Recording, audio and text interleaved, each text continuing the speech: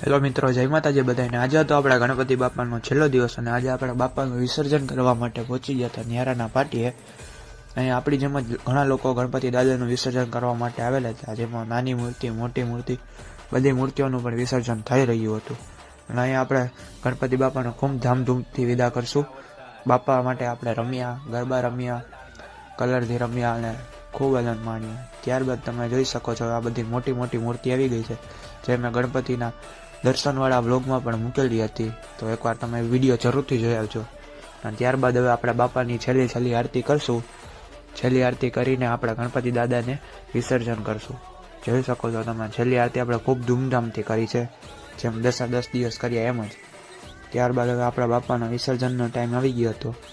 જો તમને અમારો વિડીયો ગમ્યો હોય તો અમને એમ સપોર્ટ કરતા રહેજો અને અમને એમ આપણે નવા સરસ વિડીયો બનાવતા રહેશું। બોલો ગણપતિ બાપા મોરયા।